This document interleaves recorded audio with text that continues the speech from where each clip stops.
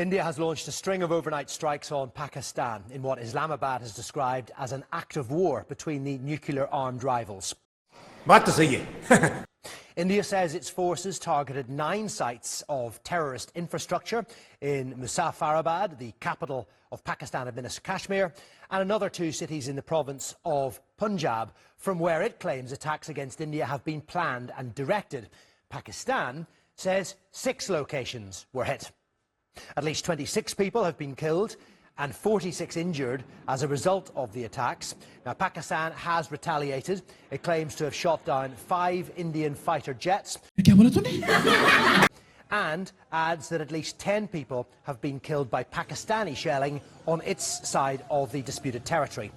Well, tensions between the countries have escalated after India blamed Pakistan for a deadly attack on tourists in India-administered Kashmir.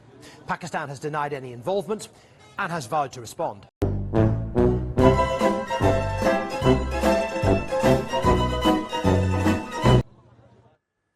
I want to make it clear that Pakistan only responded in self-defense, will respond to this aggression at a time, place and means of our own choice.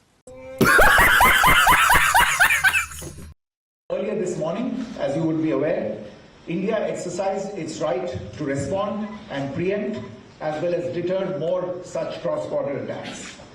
These actions were measured, non-escalatory, proportionate and responsible.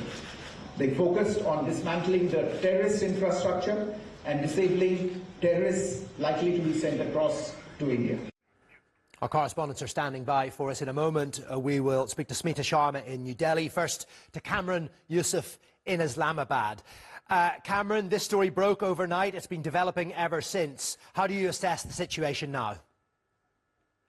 Well, the National Security Committee, a high-powered committee headed by Prime Minister Shehbaz Sharif and also attended by 3 services chiefs as well as senior cabinet members, has now just ended. The meeting was convened hurriedly to discuss the fallout of Indian missile strikes on different Pakistani locations and following Pakistan's response as well. The meeting has just ended.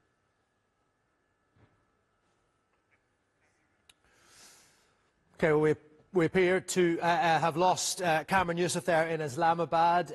That does happen occasionally during live broadcasts. We will try to re-establish that line a little later. But I'm delighted to say we can get some more details from New Delhi. Smita Sharma is there. Smita, we've also heard from the Indian military, a statement from a number of their higher officers. What more can you tell us about what they had to say?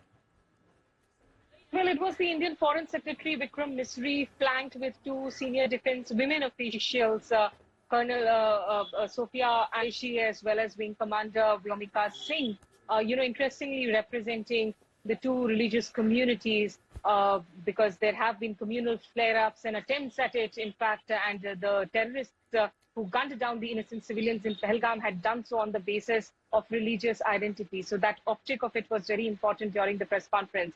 But what the Indian government essentially laid out during that press briefing was that it has chosen to strike across these different target sites in Pakistan and, of course, POK as well. But these are essentially terror infrastructures of outfits like Jaish-e-Muhammad, Harkatul Mujahideen, Lashkar-e-Taiba. These are outfits that have been behind massive terror attacks in the past. The Indian government also sought to present to the world the fact that the resistance front, which had claimed responsibility for this attack, that their social media posts were actually amplified by Lashkar-e-Taiba, and India actually considers this front to be a proxy outfit of Lashkar-e-Taiba. This front is already proscribed within India. So trying to tell the world that India has enough evidence which has been drawn from testimonies of survivors, from locals, from all kinds of investigations that are still ongoing, strong, credible evidence being built, some of it being shared, of course, with the international community.